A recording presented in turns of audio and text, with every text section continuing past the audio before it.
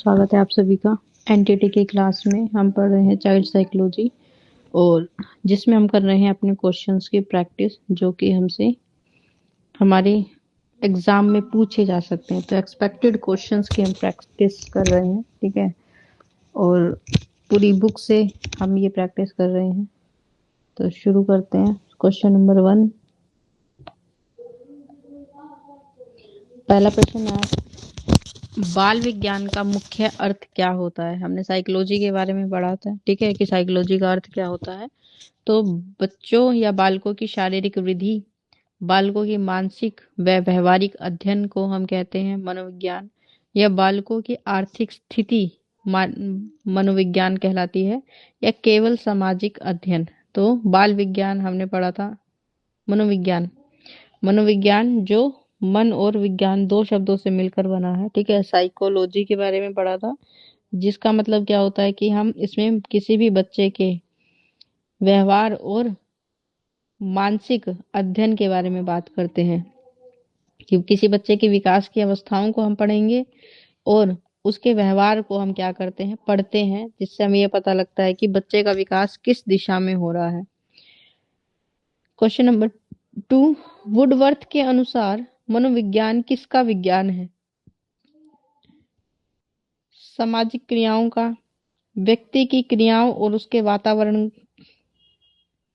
संबंधों का, आर्थिक व्यवहार का, या जैविक वृद्धि का। तो वुडवर्थ के अनुसार हमने पढ़ा था कि हमें एक परिभाषा दी गई है, और वुडवर्थ के अनुसार मनोविज्ञान क्या है, ये व्यक्ति की क्रियाओं और उसके वातावरण का संबंध है। कि आप अपने वातावरण के साथ, हमने पढ़ा था, याद है आपको, तो कि हम अपने वातावरण के साथ जो भी गतिविधियां, जो भी कार्य आप कर रहे हैं, वो क्या है, हमारे व्यवहार को दर्शाता है। तो ऑप्शन नंबर बी जो है बिल्कुल सही है। जेम्स ड्रोवर मनोविज्ञान को किस प्रकार का विज्ञान मानते हैं। भौतिक विज्ञान, सामाजिक विज्ञान, मानसिक व शारीरिक विज्ञान, शारीरिक व्यवहार का विज्ञान, या तर्क विज्ञान। तो जेम्स ड्रोवर के अनुसार मनोविज्ञान क्या है, मनोविज्ञान एक तरह का मानसिक शारीरिक व्यवहार का विज्ञान है। कि आप मानसिक रूप से जो भी गतिविधियां कर रहे हैं, शरीर से जो भी गतिविधियां करते हैं अपने आसपास के वातावरण के अनुसार, उस व्यवहार को हम क्या करते हैं, अध्ययन करते हैं, उस व्यवहार को हम नोटिस करते हैं, और इसी को हम क्या कहते हैं, मनोविज्ञान कहते हैं। क्वेश्चन नंबर 4, बाल मनोविज्ञान का प्रमुख उद्देश्य क्या है। बालक के भविष्य की भविष्यवाणी करना, बालक की आवश्यकताओं को समझना, आर्थिक विकास को समझना, या धार्मिक शिक्षा को समझना। तो बाल मनोविज्ञान हमें क्या बताता है, कि हम बच्चों की आवश्यकताओं को समझ सके, हम ये समझ सकें कि बच्चे को किस एज ग्रुप में हमें कैसी गतिविधियों के साथ उसे व्यस्त रखना चाहिए, ताकि उसके विकास में एक पॉजिटिव चेंज हम लेकर आ सकें, उसके व्यवहार में वो वांछित परिवर्तन ला सकें जो उसके लिए उचित है, हमारे लिए उचित है, समाज के लिए उचित है। फिर बाल मनोविज्ञान किस आयु तक का अध्ययन करता है। जन्म से किशोर अवस्था तक, 5 से 10 वर्ष तक, केवल बाल्यावस्था तक, या केवल जन्म से। तो बाल मनोविज्ञान में हमने पढ़ा था कि विकास की क्या होती है, अलग अलग अवस्थाएं होती हैं, और उनमें अगर आप विकास का अध्ययन कर रहे हैं तो हम जन्म से लेकर किशोर अवस्था तक की जो स्टेज है उसका क्या करते हैं, अध्ययन करते हैं। क्योंकि मनोवैज्ञानिक ऐसा मानते हैं कि जितने ज्यादा परिवर्तन इस एज ग्रुप में होते हैं वो बाद में नहीं होते उतने, ठीक है। तो एक समय के बाद आप कह सकते हैं कि व्यक्ति का व्यवहार कुछ चीजों को लेकर क्या हो जाता है, वो मानसिक रूप से अपने आप को इतना विकसित कर लेता है कि वो विचार करके भी व्यवहार कर सकता है। लेकिन इससे पहले किशोर अवस्था तक जो भी विकास है उसमें हम अपनी मानसिक क्षमता को विकसित कर रहे होते हैं, और अलग अलग परिवर्तन हमें देखने को मिलते हैं। तो जन्म से लेकर किशोर अवस्था तक की जो स्टेज है किसी भी व्यक्ति के विकास की, उसका अध्ययन जो है बाल मनोविज्ञान में किया जाता है। फिर थॉर्नडाइक के अनुसार बाल मनोविज्ञान बच्चों को क्या प्रदान करता है। आर्थिक दिशा, नई दिशा, धार्मिक ज्ञान, या फिर सामाजिक स्वरूप। तो बाल विज्ञान हमें क्या देता है, बाल विज्ञान हमको एक नई दिशा देता है, ठीक है। वो हमें ये बताता है कि हमें बच्चों को कैसे समझना चाहिए, उसके विकास को कैसे समझने का प्रयास करना चाहिए, कैसी गतिविधियां या किस प्रकार से हमारे एक्शन होने चाहिए जो बच्चों को क्या करेंगे, प्रोत्साहित करेंगे। ठीक है, तो इसलिए ये हमें क्या देता है, एक नई दिशा, एक नया सब्जेक्ट के रूप में हमें ये मिल रहा है। और हमें शिक्षा के लाभ और हानियों के बारे में, हमें कैसे टीचिंग मेथड यूज करने चाहिए उनके बारे में हमें ये अवगत कराता है। तो ये क्या कर रहा है, एजुकेशन को एक नई डायरेक्शन दे रहा है, विकास को एक नया स्तर दे रहा है। आप as a parents, as a teacher या एक समाज के व्यक्ति के रूप में आपका बच्चों के प्रति क्या व्यवहार होना चाहिए, उसके प्रति आपको ये क्या देता है, एक गाइडलाइन देता है। ठीक है, तो धीरे धीरे आपने देखा कि आज के जो पेरेंट्स हैं, ठीक है, वो थोड़े से ज्यादा कोऑपरेटिव होते हैं अपने बच्चों को लेकर। ठीक है, थोड़े से ज्यादा उनकी रुचियों में क्या करते हैं, इंटरेस्ट लेते हैं। और ये किस वजह से हुआ है, ये मनोविज्ञान के कारण हुआ है। फिर बाल विकास एवं बाल मनोविज्ञान में क्या अंतर है। ठीक है, बाल विकास अधिक व्यापक है, दोनों एक समान है, या बाल विकास केवल मानसिक विकास है, या फिर बाल मनोविज्ञान केवल शारीरिक विकास है। तो जब हम बात करते हैं किसकी, बाल विकास और बाल मनोविज्ञान की, तो हमने पढ़ा था इन दोनों में क्या है, अंतर है।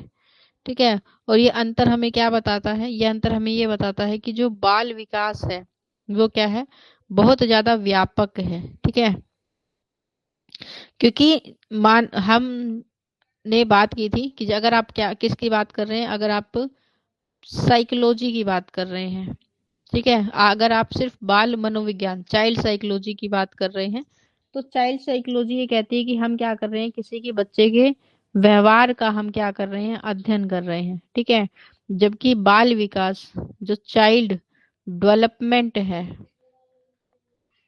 जो क्या क्या करता है, वो बच्चे के विकास की,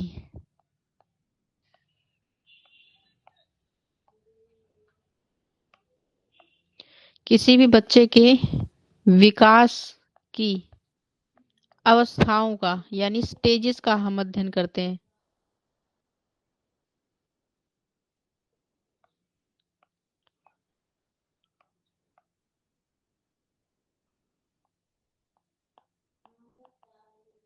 बाल विकास की स्टेजेस, अवस्थाओं का अध्ययन करते हैं। ठीक है, यानी हर स्टेज में उसके व्यवहार में क्या परिवर्तन आता है।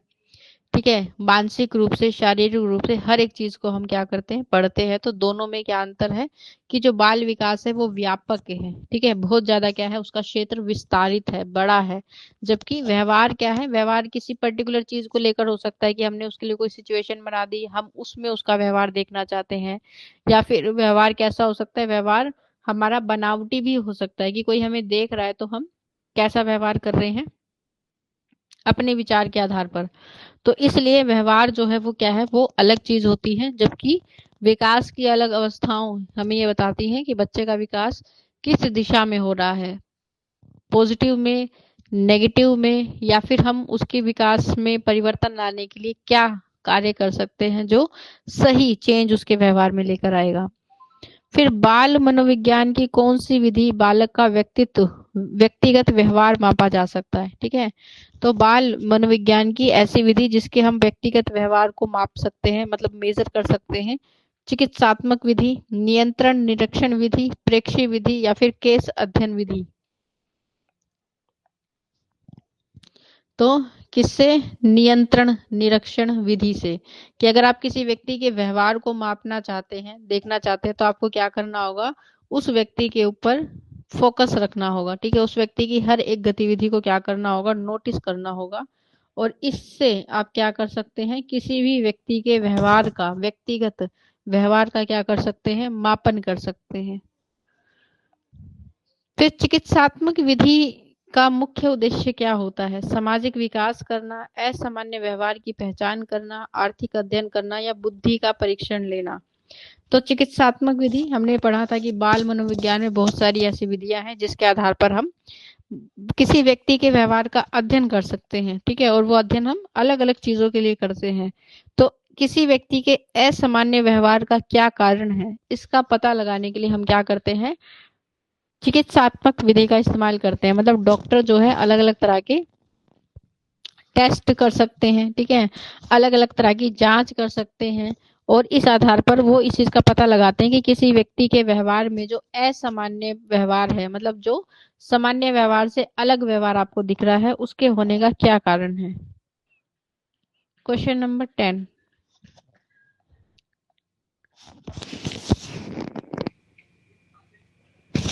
नियंत्रण निरीक्षण विधि में व्यवहार किससे मापा जाता है।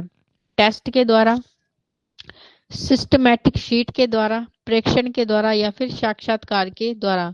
तो नियंत्रण निरीक्षण विधि, इसमें हम कहेंगे कि जब हम किसी के व्यवहार को माप रहे हैं तो हम किसके द्वारा मापते हैं, सिस्टमैटिक शीट के द्वारा। सामाजिक सर्वेक्षण विधि का क्या उद्देश्य है। बालक की लंबाई को मापना, समुदाय में व्यवहार को समझना, भाषा विकास या फिर आर्थिक स्थिति का अध्ययन। तो सामाजिक सर्वेक्षण यानी कि हम समाज के आधार पर क्या कर रहे हैं, चीजों को जांच रहे हैं, और इस विधि के आधार पर हम कहेंगे कि समुदाय में व्यवहार को समझना या समुदाय के व्यवहार को समझना क्या है, हमारा उद्देश्य होता है। इसी को हम सामाजिक सर्वेक्षण विधि कहते हैं। क्वेश्चन नंबर 12, चेकलिस्ट का प्रयोग किसके लिए किया जाता है। चेकलिस्ट हमने पढ़ा था कि बहुत सारी विधियां हैं जिसमें हम क्या करते हैं, एक चेकलिस्ट बना सकते हैं, ठीक है। और इस चेकलिस्ट से हम क्या कर सकते हैं, बच्चे के या बालक के व्यवहार या विकास को सूचित करने के लिए हम चेकलिस्ट बनाते हैं, या परीक्षा बनाने के लिए, या फिर खेल का चयन करने के लिए, या बच्चे को दंड देने के लिए। तो हम कहेंगे कि बच्चे के व्यवहार या फिर उसके विकास को सूचित करने के लिए हम क्या करते हैं, एक चेकलिस्ट बनाते हैं जिसमें हम बहुत सारे प्रश्न बच्चे से संबंधित रख सकते हैं, ठीक है। और उससे संबंधित लोगों के बारे में क्या कर सकते हैं, जानकारी जो है उनसे प्राप्त कर सकते हैं कि वो उस बच्चे के व्यवहार को लेकर क्या रेटिंग उसे देना चाहते हैं, या फिर उन्हें क्या लगता है उसका व्यवहार कितना अच्छा है या नहीं है। क्वेश्चन नंबर 13, बालक के व्यवहार पर माता पिता, शिक्षक और समाज का प्रभाव किस विधि में देखा जाता है। प्रेक्षण, परिस्थितियों का विश्लेषण, केस अध्ययन या चिकित्सात्मक विधि। तो बालक के व्यवहार पर माता पिता, शिक्षक, समाज का प्रभाव किस विधि में देखा जाता है, मतलब किस विधि से हमें ये पता लगता है कि बच्चे के ऊपर इन सब चीजों का क्या पड़ रहा है, प्रभाव पड़ रहा है। तो इसको हम क्या कहते हैं, परिस्थिति विश्लेषण, ठीक है। परिस्थिति विश्लेषण में हमने पढ़ा था, परिस्थिति का मतलब क्या होगा, ये है सिचुएशन बेस्ड एनालिसिस, कि कोई पर्टिकुलर हमने बच्चे के लिए क्या कर दी, परिस्थिति बना दी। मैंने आपको बताया भी था कि कोई पर्टिकुलर हम क्या कर रहे हैं, जैसे कि कोई सिचुएशन हमने क्रिएट कर दी, ठीक है। और उस सिचुएशन में हम क्या देखना चाहते हैं, किसी बच्चे के व्यवहार को देखना चाहते हैं। तो इसको हम कहते हैं परिस्थिति का विश्लेषण करना, कि किसी परिस्थिति के आधार पर किसी बच्चे के ऊपर उसके माता पिता का, उसके शिक्षक का या फिर समाज का क्या प्रभाव हमें देखने को मिल रहा है, ठीक है। तो अगर बच्चे के व्यवहार में कोई अचानक से परिवर्तन आपको देखने को मिल रहा है और आपको लगता है कि वो किसी एक व्यक्ति के कारण या समाज के कारण ऐसा हुआ है, तो वैसी परिस्थिति हम क्या करते हैं, उसके सामने रख सकते हैं। मतलब एक ऐसे कहेंगे आपकी एक परिस्थिति हम बना लेते हैं उसके आसपास के एनवायरनमेंट पे, और उस बच्चे को वैसे ही वातावरण में रखते हैं, ठीक है। या जैसी पहले उसके साथ कोई घटना हुई थी, या फिर हम एक आकलन करने की कोशिश करते हैं, मतलब ये देखने की कि बच्चा इस तरह के वातावरण में कैसे रिएक्ट करेगा। तो इससे हमें उसके व्यवहार का पता लगता है। फिर बालक के जीवन में विभिन्न पक्षों पर अध्ययन कौन करता है, जीव विज्ञान, बाल मनोविज्ञान या फिर गणित या भौतिक विज्ञान। तो आपको पता है कि बच्चे के अलग अलग पक्षों पर अध्ययन कौन करेगा, बाल मनोविज्ञान, ठीक है। कि चाइल्ड साइकोलॉजी क्या करती है, बच्चे के हर पक्ष का अध्ययन करती है, ताकि हम इस बच्चे के व्यवहार को, उसके विकास को समझने का बेहतर प्रयास कर सकें। फिर बाल मनोविज्ञान किस प्रकार का विज्ञान है, शुद्ध विज्ञान है, अन्य प्रयुक्त विज्ञान है, राजनीतिक विज्ञान है या फिर दार्शनिक विज्ञान है। तो बाल मनोविज्ञान क्या है, ये एक प्रकार का अनुप्रयुक्त विज्ञान है।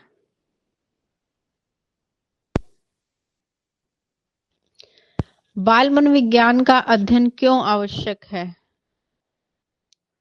सफल मार्गदर्शन के लिए, राजनीति ज्ञान के लिए, धार्मिक शिक्षण के लिए या आर्थिक गणना के लिए।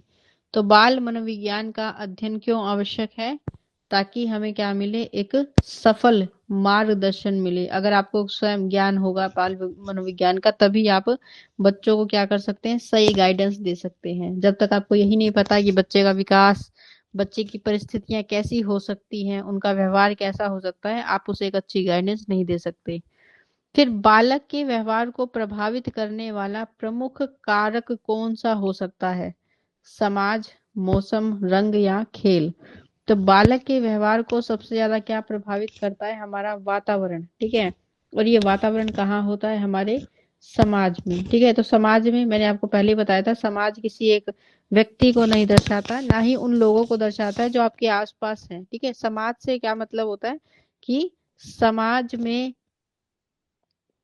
आपका परिवार आता है, ठीक है, क्योंकि वो आपके साथ आपसे जुड़ा हुआ है। आपके मित्र आते हैं, आपके सहयोगी आते हैं। वो सहयोगी, अगर आप स्कूल के छात्र हैं तो आपके क्लासमेट्स हो सकते हैं, ठीक है।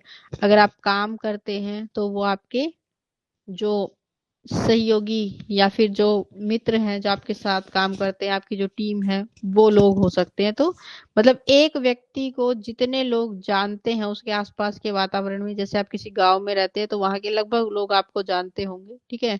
तो वो क्या बन जाता है, वो आपका समाज बन जाता है, ठीक है। और शहरों में आपने देखा है ऐसी बातें बहुत कम होती है कि हर व्यक्ति आपको जानते हैं। तो जितने लोग आपको जानते हैं वो क्या है, आपका समाज कहलाएंगे। तो उस हर एक व्यक्ति के जिसके कांटेक्ट में आप आते हैं, उनका व्यवहार आपके साथ कैसा है, ये चीज आपको बहुत ज्यादा प्रभावित करती है। तो उसी समाज के व्यवहार की बात यहाँ पर की जा रही है। फिर बालक के असामान्य व्यवहार के लिए किस विधि का प्रयोग किया जाता है? प्रेक्षण, चिकित्सात्मक, चेकलिस्ट या परिस्थिति जन्य? असामान्य व्यवहार यानी कि ऐसा व्यवहार जो सामान्य लोगों में आपको देखने को नहीं मिलता। और इसकी जांच हम कैसे करते हैं? चिकित्सात्मक विधि के द्वारा करते हैं। फिर किस विधि में बालक के प्रारंभ से अंत तक पूरा जीवन जो है वो वर्णित किया जाता है, मतलब पूरे जीवन के बारे में बताया जाता है? ऐसी कौन सी विधि है? प्रेक्षण, केस स्टडी, परीक्षण या फिर चिकित्सात्मक विधि? तो हम कहेंगे कि इस विधि को हम क्या कहते हैं? केस स्टडी कहते हैं, जिसमें हम जीवन में, बच्चे के जीवन में हुई जितनी भी घटनाएं हैं, ठीक है, उन सभी चीजों का क्या करते हैं? अध्ययन करते हैं। उससे संबंधित जो भी जानकारी है उसको एकत्रित करते हैं और उस आधार पर निष्कर्ष निकालते हैं कि बच्चे के व्यवहार में यह स्वाभाविक परिवर्तन या ये समस्या जो है किस वजह से देखने को मिल रही है। तो इसको हम केस स्टडी कहते हैं। बाल विकास क्या है? केवल शारीरिक वृद्धि, केवल शारीरिक, मानसिक, सामाजिक और भावनात्मक वृद्धि, केवल सीखना या केवल भाषा का विकास? तो आप सभी को पता है बाल विकास किसको दर्शाता है? ये विकास को दर्शाता है, जो शारीरिक, मानसिक, सामाजिक और भावनात्मक हर वृद्धि को साथ लेकर चलता है, होलिस्टिक डेवलपमेंट की बात करता है। फिर मनोविज्ञान का अध्ययन का मुख्यतः किस पर केंद्रित है? आत्मा पर, मन और व्यवहार पर, शरीर पर या प्रकृति पर? तो मनोविज्ञान का जो अध्ययन है वो किसके अध्ययन को दर्शाता है? हमारे मन और व्यवहार के अध्ययन को दर्शाता है, ठीक है। कि मैंने आपको बताया था कि मनोविज्ञान साइकोलॉजी दो शब्दों से मिलकर बना है, ठीक है, जिसमें साइके का मतलब होता है मन या व्यवहार, और लॉजी का मतलब होता है अध्ययन करने से। क्वेश्चन नंबर 22, बालक के विकास पर सर्वाधिक प्रभाव किसका होता है? विज्ञापन का, परिवार व समाज का, मौसम का या खेल कूद का? तो बालक के विकास पर सबसे ज्यादा प्रभाव किसका पड़ता है? उसके परिवार और समाज का। Option number B. बाल मनोविज्ञान में प्रेक्षण का अर्थ क्या होता है? पढ़ना, ध्यान पूर्वक देखना, खेलना या परीक्षा देना? तो हम कहेंगे कि बाल मनोविज्ञान में प्रेक्षण का मतलब क्या होता है? ध्यान पूर्वक देखना, ठीक है। कि प्रेक्षण, जब भी हम क्या कर रहे हैं, प्रेक्षण कर रहे हैं मतलब किसी चीज की जांच कर रहे हैं। और जांच जब करते हैं तो इसके लिए जरूरी है कि आप उस चीज को ध्यान पूर्वक देखें, उसका एनालिसिस करें, ठीक है, उस चीज को क्या करें, सही प्रकार से समझने का प्रयास करें। तो उसी को हम प्रेक्षण कहते हैं, ठीक है, जांच करना कहते हैं। क्वेश्चन नंबर 24, कौन सी विधि बालकों के विकास स्तर की सूची प्रदान करती है? बालकों के विकास के स्तर की सूची प्रदान हमें करती है चेकलिस्ट, सर्वेक्षण, चिकित्सात्मक या फिर केस अध्ययन। तो हम कहेंगे कि ऑप्शन नंबर ए, चेकलिस्ट जो है वो क्या करती है, बच्चों के विकास के स्तर की हमें सूची प्रदान करती है। रिपोर्ट कार्ड किस प्रकार की विधि का उदाहरण है? परीक्षण, नियंत्रण, निरीक्षण का, सामाजिक सर्वेक्षण का या प्रेक्षण का? तो रिपोर्ट कार्ड ये क्या है, एक तरह का नियंत्रण और निरीक्षण है कि हमने बच्चे की प्रोग्रेस कार्ड या रिपोर्ट कार्ड जो भी तैयार की है वो हमें ये बताती है कि बच्चे पर कितना कंट्रोल किस चीज का है, ठीक है, और उसको हम कैसे जांच कर सकते हैं, कैसे वांछित परिवर्तन उसके व्यवहार में लेकर आ सकते हैं। क्वेश्चन नंबर 26, बालक किसका दर्पण माना जाता है? शिक्षक का, समाज व परिवार का, धर्म का या राजनीति का? तो क्योंकि बच्चे पर सबसे ज्यादा परिवार का और समाज का प्रभाव देखने को मिलता है, इसलिए वो किसका दर्पण माना जाता है? समाज और परिवार का। विद्यार्थियों की मानसिक एवं शारीरिक शक्तियों का विकास किससे होता है? चिकित्सात्मक विधि के द्वारा, मनोवैज्ञानिक विधि के द्वारा, चेकलिस्ट या फिर सर्वेक्षण के द्वारा? तो हम इसे कहेंगे कि इसका मनोवैज्ञानिक विधि के द्वारा, कि शरीर की शक्तियों और मानसिक शक्तियों का हम क्या कर सकते हैं, विकास कर सकते हैं मनोविज्ञान को सीखकर। मनोविज्ञान हमें ये बताता है कि हमें बच्चे की विकास को किस तरह से देखना चाहिए, समझने की कोशिश करनी चाहिए, कौन सी विधियां हम इस्तेमाल कर सकते हैं उनके विकास में एक पॉजिटिव चेंज लाने के लिए, ठीक है। तो मनोविज्ञान हमें उसकी मानसिक क्षमताओं को विकसित करने का क्या देता है, अवसर देता है, ठीक है। फिर धर्म और शिक्षा का मुख्य उद्देश्य क्या होता है? राजनीति, नैतिक विकास, आर्थिक प्रगति या फिर व्यापार? तो धर्म और शिक्षा दोनों का ही क्या उद्देश्य है कि वो व्यक्ति का क्या करे, नैतिक विकास करे, ठीक है, बेहतर रूप से उसे जो है एक अच्छे नागरिक को बनाने में अपना सहयोग दे। क्वेश्चन नंबर 29, विद्यालय समाज का आदर्श प्रतिबिंब क्यों होता है? क्योंकि यहाँ प्रतियोगिता होती है, क्योंकि यह समाज के नियमों से चलता है, क्योंकि यहाँ खेल का स्थान है, क्योंकि यह धर्म का क्या है, केंद्र है, ठीक है। तो विद्यालय को मतलब हम बोलते हैं कि हमारे समाज में विद्यालय जो है वो ये दर्शाता है कि समाज जो है वो कैसा है, ठीक है। तो ये क्या कहलाता है कि विद्यालय समाज का एक आदर्श प्रतिबिंब है। क्यों? क्योंकि ये क्या करता है, हमें समाज के नियमों से चलता है, ठीक है, कि समाज को जैसी शिक्षा की आवश्यकता होती है वैसी ही शिक्षा व्यवस्था हम अपने स्कूलों में देखने को आपको मिलती है। तो इसको हम क्या कहते हैं कि ये क्या है, समाज का ही प्रतिरूप आपको विद्यालय में देखने को मिलता है, समाज के अनुसार शिक्षा आपको विद्यालय में देखने को मिलती है। हम उन चीजों को महत्व देते हैं जो आने वाले समय में हमारी आवश्यकताओं को पूरा कर सकेंगे, इसलिए समाज ऐसी शिक्षा की व्यवस्था करती है कि जो आने वाले समय में आपकी आवश्यकताओं का ध्यान भी रखे, ठीक है, और आपके विकास को सही दिशा में भी लेकर जाए। भारतीय शिक्षा दर्शन के अनुसार शिक्षा का क्या लक्ष्य है? केवल ज्ञान देना, पूर्ण व्यक्तित्व का विकास करना, परीक्षा उत्तीर्ण कराना या आर्थिक कमाई? तो भारतीय शिक्षा दर्शन के अनुसार शिक्षा का लक्ष्य क्या होगा? व्यक्ति के पूर्ण विकास का लक्ष्य है कि शिक्षा कैसी होनी चाहिए, व्यक्ति के सर्वांगीण विकास को फोकस करने वाली होनी चाहिए, वो आपको विकसित करने वाली होनी चाहिए, आपके हर विकास में अपना योगदान दे, चाहे वो शारीरिक हो, चाहे वो मानसिक हो, ठीक है, आध्यात्मिक हो, भावनात्मक स्तर पर हो, सामाजिक स्तर पर हो, हर एक विकास की हम इसमें बात करते हैं। तो पूर्ण व्यक्तित्व के विकास पर ये क्या करती है, जोर देती है। फिर है समाजीकरण। समाजीकरण साधनों में कौन सा साधन बच्चे को विद्यालय के बाहर अधिक सीखने में मदद करता है? ठीक है, तो ऐसा कौन सा साधन है जो बच्चे को विद्यालय के बाहर सीखने को मदद करता है? केवल स्कूल, परिवार और समाज, पाठ्य पुस्तक या फिर परीक्षा कक्ष? तो विद्यालय के बाहर सबसे ज्यादा कौन है जिसके साथ बच्चा समय व्यतीत करता है? वो है उसका परिवार या फिर समाज, ठीक है। और समाज से बच्चे जो है वो बहुत कुछ सीखते हैं, व्यवहारिक ज्ञान आपको इससे प्राप्त होता है, परिवार से बहुत कुछ सीखने को मिलता है। तो इसलिए हम कहते हैं कि स्कूल के बाद जो शिक्षा है वो आपको किससे मिलती है, परिवार और समाज से। संस्कृति का मुख्य अर्थ क्या है? समाज की संपूर्ण जीवन पद्धति, केवल भाषा, केवल परंपरा या केवल कला। तो संस्कृति का मुख्य उद्देश्य क्या होता है? संपूर्ण जीवन की पद्धति। ठीक है, कि संस्कृति ये दर्शाती है कि आपका जीवन, संस्कृति किसी विशेष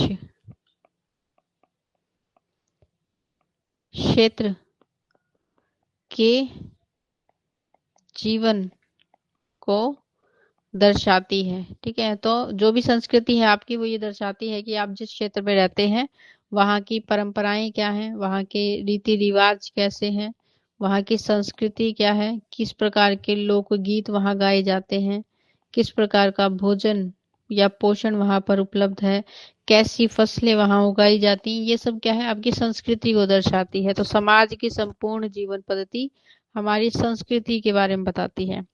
संस्कृति का क्या कार्य है? संगठित करना, संस्कारित करना, नष्ट करना या दबाव डालना।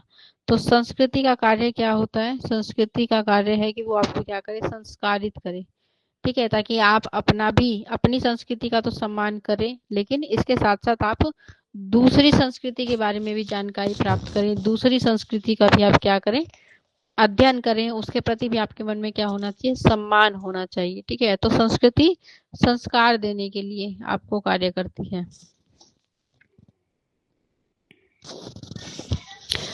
शिक्षा और संस्कृति का संबंध कैसा है? दोनों एक दूसरे के पूरक हैं, दोनों एक दूसरे के विपरीत हैं, दोनों असंबंधित है, या शिक्षा संस्कृति को क्या करती है, समाप्त करती है। तो शिक्षा और संस्कृति में कैसा एक अच्छा संबंध होता है। ठीक है, शिक्षा क्या करती है, बच्चों को उसकी संस्कृति से अवगत कराने में सहयोग करती है। तो इसलिए हम कहेंगे कि दोनों क्या है, एक दूसरे के पूरक हैं, दोनों एक दूसरे को पूर्ण। तो आप जब शिक्षित होते हैं तो आप अपनी संस्कृति को भी मूल्य देते हैं, अपनी संस्कृति को संरक्षित रखने में सहयोग देते हैं, और इसके लिए आपको शिक्षा की आवश्यकता पड़ती है। ठीक है, एक पीढ़ी से दूसरी पीढ़ी में संस्कृति को स्थानांतरण करने के लिए आपको शिक्षा की आवश्यकता पड़ती है। तो दोनों एक दूसरे को क्या करती हैं, सहयोग करती हैं। संस्कृति किस माध्यम से समाज को स्थिर रखती है? कानून, परंपराएं, नियम और रीति रिवाज, या फिर सभी? तो संस्कृति किस माध्यम से सभी को स्थिर रखती है? नियम और उपरोक्त सभी बातों से। ठीक है, कि संस्कृति के अपने क्या होते हैं, कुछ नियम होते हैं, कुछ कानून होते हैं, मतलब समाज जो बना देता है। ठीक है, तो उस आधार पर हम उन सब चीजों का क्या करते हैं, अनुसरण करते हैं, उन सब चीजों का हम क्या करते हैं, पालन करते हैं। तो ऑप्शन डी जो है बिल्कुल सही है। फिर एडवर्ड बी टायल के ने संस्कृति को किस रूप में परिभाषित किया है? भौतिक वस्तु के रूप में, मानसिक योग्यता और आदर्शों का समुच्चय के रूप में, केवल परंपरा के रूप में, या व्यवहार का एक भाग? तो एडवर्ड बी टालर ने क्या किया है, संस्कृति को परिभाषित किया है, मतलब उसकी डेफिनेशन हमारे सामने रखी है, और उनकी डेफिनेशन के अनुसार संस्कृति क्या है, संस्कृति मानसिक योग्यताओं और आदतों का क्या है, एक समुच्चय, मतलब दोनों का मिला जुला एक रूप जो है वो संस्कृति को दर्शाता है। ठीक है, फिर संस्कृति का अर्जित स्वरूप किसे कहते हैं? अर्जित का मतलब होता है जो हमने सीखा है, क्योंकि संस्कृति को आप क्या कर रहे हैं, सीख रहे हैं। तो आप अपने आसपास जो भी प्रैक्टिसेस देखते हैं, जो भी तीज त्योहार मनाते हुए देखते हैं, उनसे आप क्या कर रहे हैं, उन चीजों को सीख रहे हैं, उन बातों का ज्ञान प्राप्त कर रहे हैं। तो संस्कृति का अर्जित रूप किसे कहेंगे? जन्म से प्राप्त, सीख कर प्राप्त, पैतृक होती है या प्राकृतिक होती है? तो हम कहेंगे कि संस्कृति अर्जित होने का मतलब क्या है, हमने इसे सीख कर प्राप्त किया है। ठीक है, ये कभी भी जन्मजात नहीं होती। ये कभी भी कि जन्म के बाद मान लीजिए आपके माता पिता कहीं और चले जाएं, आप अपने देश को छोड़कर कहीं और रह जाएं, और वहां पर जो चीजें देख रहे हैं आप उनको सीखेंगे, तो वो आपने सीखी हैं। ठीक है, तो ये क्या है, अर्जित है। ऐसा नहीं है कि भारत में जन्म लिया था तो भारत की संस्कृति आपके अंदर हमेशा बनी रहेगी। ठीक है, तो आप अपने आसपास के वातावरण में जो देखेंगे वही सीखेंगे। इसलिए हम इसको क्या कहते हैं कि ये अर्जित रूप है, मतलब आपने सीखा है, ग्रहण किया है। जन्मजात नहीं होती, ना ही पैतृक होती है। संस्कृति व्यवहार क्यों है? क्योंकि ये जन्मजात है, यह सामाजिक जीवन हेतु आवश्यक है, यह बाध्य है, बाध्य मतलब कि जरूरी है, या फिर ये शारीरिक गुण है। तो संस्कृति व्यवहार है, और ऐसा व्यवहार हम इसे क्यों मानते हैं? क्योंकि ये सामाजिक जीवन जीने हेतु आवश्यक है। तो समाज में आपको जो भी चीजें देखने को मिलती हैं वो समाज के बनाए हुए नियम से जुड़ी हुई होती हैं, और हमें क्या है, समाज के एक नागरिक के रूप में उसका अनुसरण करना होता है। तो सामाजिक जीवन के लिए क्या है, ये आवश्यक है कि हम अपनी संस्कृति का क्या करें, पालन करें। ठीक है, और यही हमारा सांस्कृतिक व्यवहार कहलाता है। आदर्श व्यवहार क्या होता है? आदर्श व्यवहार सीखा नहीं जाता, सामाजिक रूप से स्वीकार्य है, असामाजिक है या अवांछित है। तो आदर्श व्यवहार क्या है? ये सामाजिक रूप से स्वीकार्य होता है, मतलब अच्छा व्यवहार जिसे समाज क्या करता है, स्वीकार करता है, उसी को हम आदर्श व्यवहार कहते हैं। ठीक है, तो आदर्श व्यवहार की श्रेणी में क्या आता है कि हर व्यक्ति के बारे में हम सोचते हैं कि वो क्या बोले, वो सत्य बोले। ठीक है, वो कैसा हो, उसका व्यवहार दूसरों के प्रति प्रेम पूर्वक होना चाहिए। ठीक है, उसके अंदर क्या होनी चाहिए, सभी के लिए समानता होनी चाहिए, मानवता होनी चाहिए। मतलब जितनी भी अच्छी क्वालिटीज हैं, आदर्श का मतलब ये होता है जितनी भी अच्छी क्वालिटीज हैं वो किसी एक ही व्यक्ति के अंदर अगर आ जाएं तो उसे हम आदर्श व्यवहार कहते हैं। फिर संपन्न व्यवहार किसे कहा जाता है? जन्मजात व्यवहार को, सीखा हुआ या स्वीकार्य व्यवहार को, प्राकृतिक व्यवहार को, या फिर अनुचित व्यवहार को। तो हम कहेंगे कि संपन्न व्यवहार क्या होता है, जो आपने सीखा है और जिसको समाज क्या कर रहा है, स्वीकार कर रहा है, वो संपन्न व्यवहार की श्रेणी में आता है। ठीक है, तो अच्छा व्यवहार आपने जो सीखा अपने आसपास के वातावरण से, समाज उसी को स्वीकार करता है। आपके गलत व्यवहार या गलत विचारधारा को वो कभी भी स्वीकार नहीं करता है। तो इसी को हम क्या कहते हैं, संपन्न व्यवहार की श्रेणी में रखते हैं।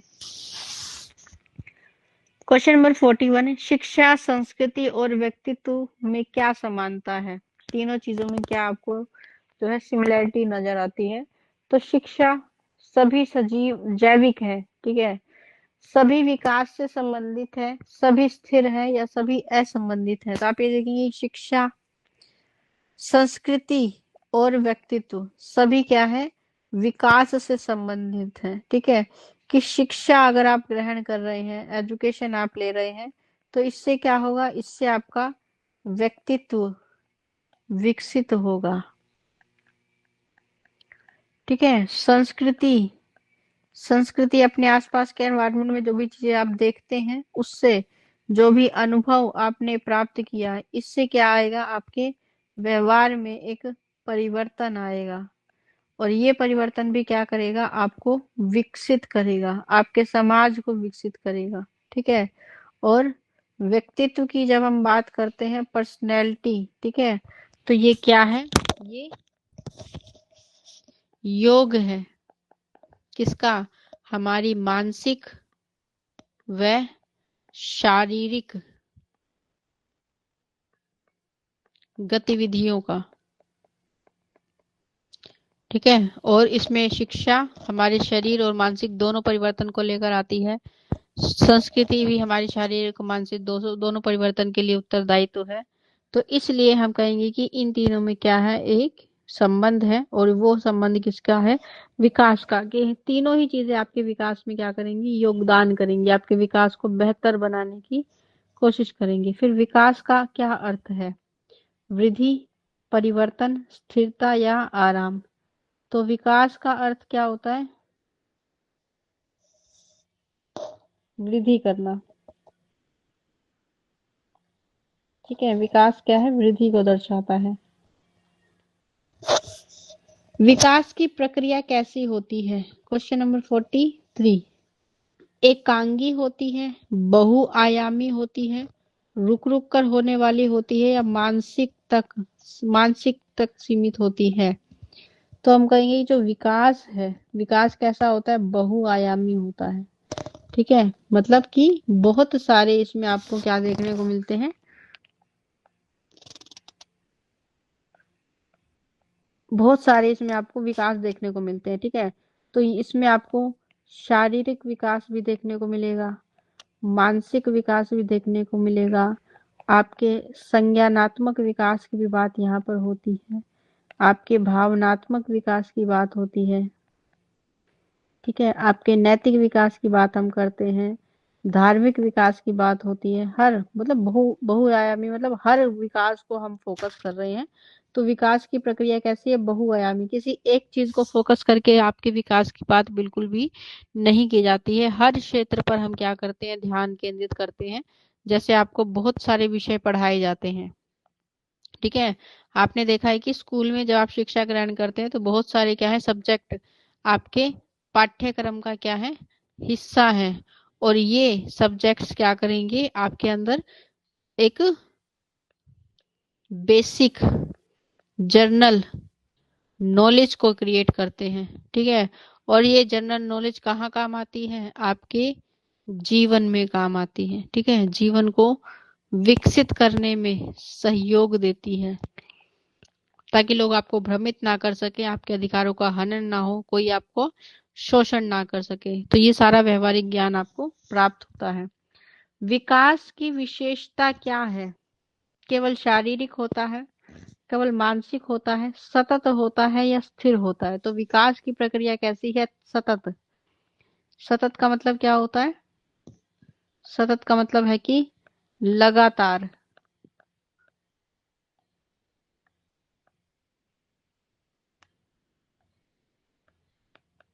लगातार चलने वाली प्रक्रिया। ठीक है, तो आपने देखा है विकास कभी भी रुकता नहीं है। ठीक है, क्या रुकती है, वृद्धि रुक जाती है। ठीक है, वृद्धि का मतलब एक समय के बाद आपकी हाइट जो है वो रुक जाती है, उसके बाद नहीं बढ़ेगी। ठीक है, एक समय के बाद क्या होगा, आपकी जो फिजिकल अपीयरेंस है वो बदल सकती है, चेंज आ सकता है। ठीक है, आपका वेट बढ़ सकता है। ठीक है, आपका वेट बढ़ भी सकता है, आपका वेट घट भी सकता है, दोनों ही बातें हो सकती हैं। तो एक लगातार चलने वाली प्रक्रिया है विकास। ठीक है, जिसमें जो चीजें कैसी होती हैं, भौतिक होती हैं। ठीक है, उसमें आपको एक समय के बाद परिवर्तन देखने को, जैसे आपकी मांसपेशियां हैं, आपकी हड्डियां हैं, वो विकसित हो चुकी हैं और एक स्टेज के बाद अब आगे उनका विकास नहीं होगा। तो वो पूर्ण रूप से जब विकसित हो जाती है तो उनका विकास नहीं होता। तो आकार के आधार पर, ठीक है, आकृति के आधार पर आप कह सकते हैं कि वृद्धि वृद्धि रुक जाती है, ग्रोथ रुक जाती है, लेकिन विकास जो है वो सतत चलने वाली प्रक्रिया है। विकास में किसका प्रभाव माना जाता है, केवल वंशानुक्रम का, केवल पर्यावरण का, वंशानुक्रम और पर्यावरण दोनों का, या इनमें से कोई नहीं। तो आपके विकास में, आपकी डेवलपमेंट में किस चीज का प्रभाव आपको देखने को मिलेगा, तो आपके वंश क्रम का जरूर मिलेगा। आपके माता पिता से मिले हुए गुणों के कारण आपका विकास आपको देखने को मिलता है।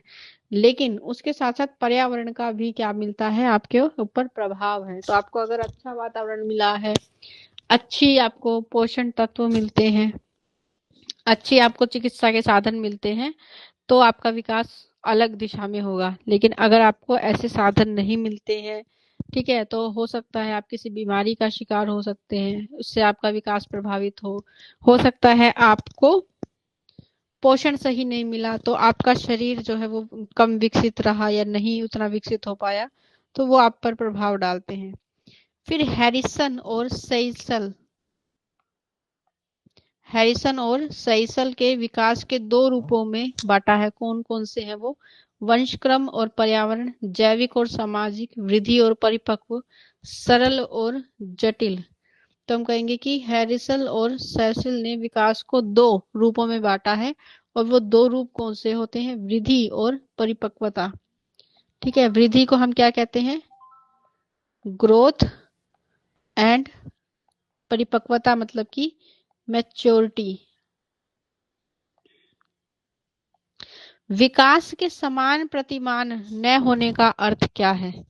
ठीक है, सभी बच्चे समान हैं कि विकास की दर में भिन्नता है, कोई विकास नहीं होता या सभी एक ही समय में विकसित होते हैं।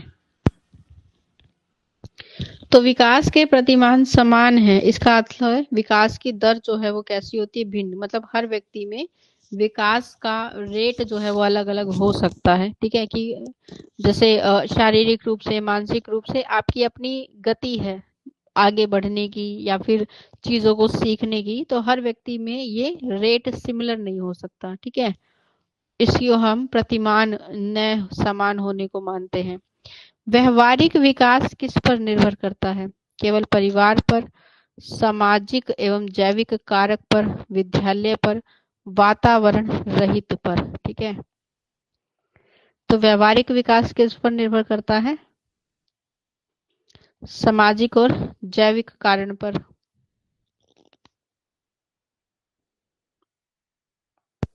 Option B.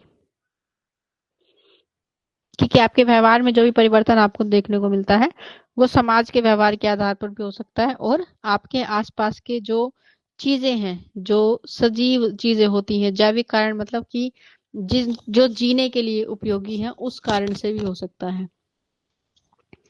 फिर पर्यावरण बच्चों के विकास को कैसे प्रभावित करता है? कोई प्रभाव नहीं डालता, सकारात्मक और नकारात्मक दोनों प्रभाव डलते हैं, या केवल सकारात्मक प्रभाव या केवल नकारात्मक प्रभाव। तो पर्यावरण क्या करता है? पर्यावरण किसी भी बच्चे के विकास को ऑब्वियस सी बात है क्या करता है? प्रभावित करता है, और ये प्रभाव अच्छा भी हो सकता है और ये बुरा भी हो सकता है। ठीक है,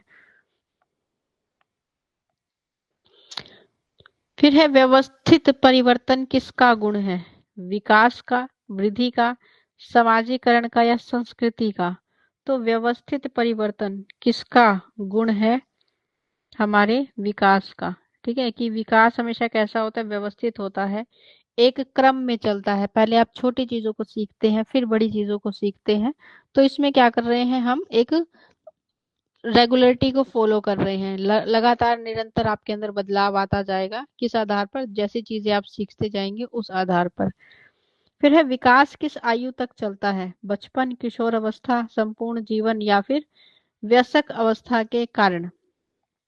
वयस्क अवस्था तक। तो हम कहेंगे कि जो विकास है वो संपूर्ण जीवन चलता है। ठीक है, विकास संपूर्ण जीवन चलता है, कंफ्यूज नहीं होना आपको इसमें। ठीक है, कि जो विकास है, ठीक है, विकास का मतलब क्या होता है? कि आप अपने आप को क्या बना रहे हैं? धीरे धीरे समझदारी आपके अंदर बढ़ रही है, इसी को हम विकास कहते हैं। व्यवहारिक बदलाव आपके अंदर आता है, इसी को हम विकास कहते हैं। जब आपके अंदर धीरे धीरे इस चीज को समझने की क्षमता बढ़ जाती है कि क्या हानि है, क्या लाभ है, क्या करना अच्छा है, क्या करना बुरा है, इसी को हम क्या बोलते हैं? मैच्योरिटी बोलते हैं। ठीक है, और ये पूरे जीवन भर चलता है। ठीक है, कि बहुत बार गलतियों से आप सीख रहे हैं, बहुत बार व्यक्तियों से आप सीख रहे हैं। ठीक है, लेकिन किशोर अवस्था तक क्या चलता है? किशोर अवस्था तक ग्रोथ होती है। ठीक है, जिसे आप कहते हैं वृद्धि। ठीक है, उसमें क्या है कि किशोर अवस्था के बाद आपकी जो शारीरिक वृद्धि है वो पूरी रूप से हो जाती है। ठीक है, और विकास जीवन भर चलता है। एरिक्सन किसके विकास पर बल देते हैं?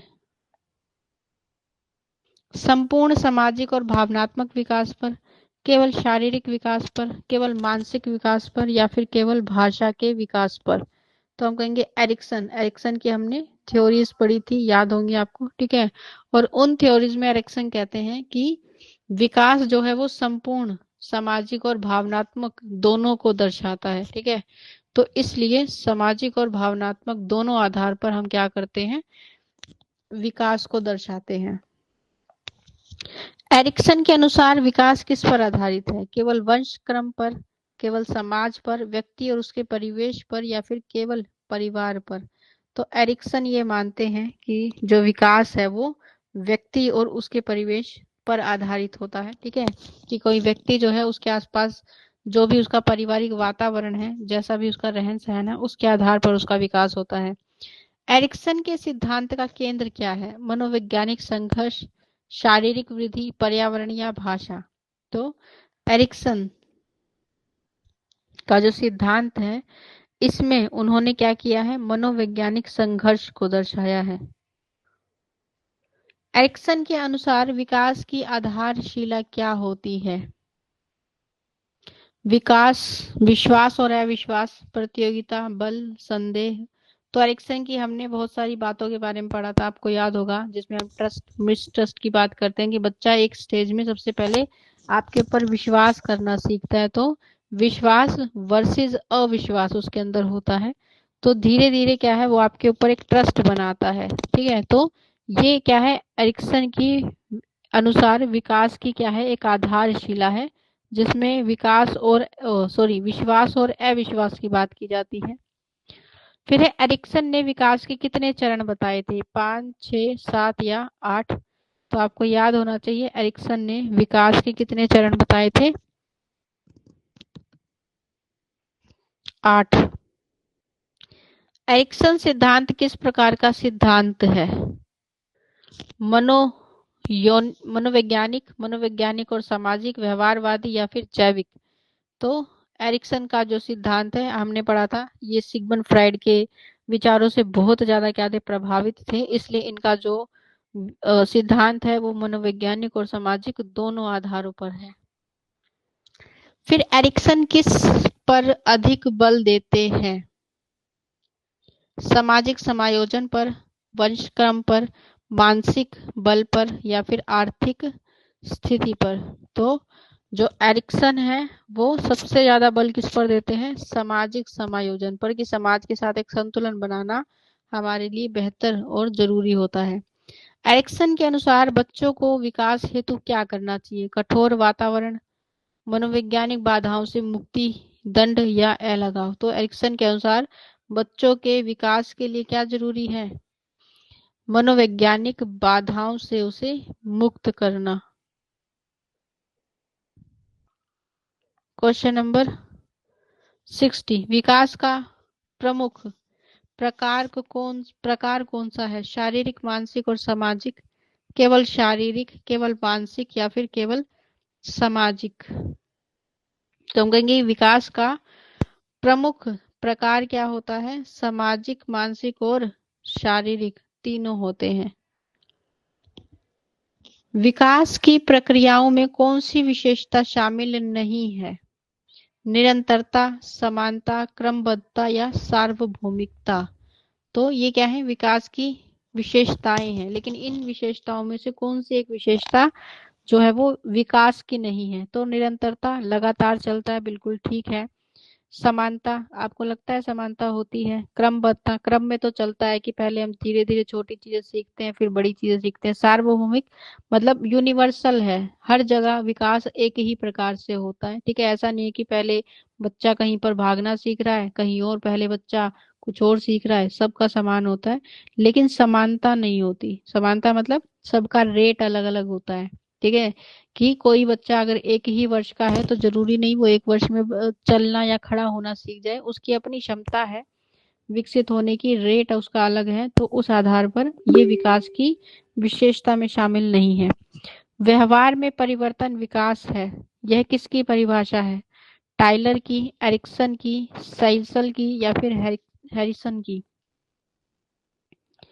तो व्यवहार में परिवर्तन, इसको कौन मानता है? साइसल मानते हैं। ये परिभाषा किसको दर्शाती है? हमारे व्यवहार के परिवर्तन को विकास कहा जाता है। बालक का विकास किस पर निर्भर करता है? केवल माता पिता पर, सामान्य कारकों पर जिसमें समाज, परिवार और जैविक चीजें आती हैं, केवल वातावरण पर या फिर केवल खेल पर? तो हम कहेंगे कि जो बच्चे का विकास है वो किस पर निर्भर करता है? वो सामान्य कारकों पर निर्भर करता है, जिसमें परिवार, समाज और जैविक चीजें आती हैं। जैविक चीजों का मतलब ये होता है कि वो चीजें जो जीवन के लिए आवश्यक हैं, जैसे वायु जीवन के लिए आवश्यक है, पानी आवश्यक है, वो चीजें भी प्रभावित करेंगी आपको। तो उत्तम विकास किसे कहा जाता है? सभी पक्षों का विकास समान हो, केवल मानसिक विकास, सभी केवल शारीरिक विकास या केवल सामाजिक विकास? तो हम कहेंगे कि उत्तम विकास वह है जो सभी पक्षों के विकास को साथ लेकर चलता है। Option A. फिर है सामाजिक विकास। सामाजिक वातावरण का प्रभाव कैसा होता है? केवल खराब होता है, अच्छा होता है, खराब और अच्छा दोनों होता है, ठीक है, या फिर सकारात्मक और नकारात्मक जिसे हम कहते हैं, और या तो ये अप्रभावी होता है। तो हम कहेंगे सामाजिक वातावरण का प्रभाव अच्छा और बुरा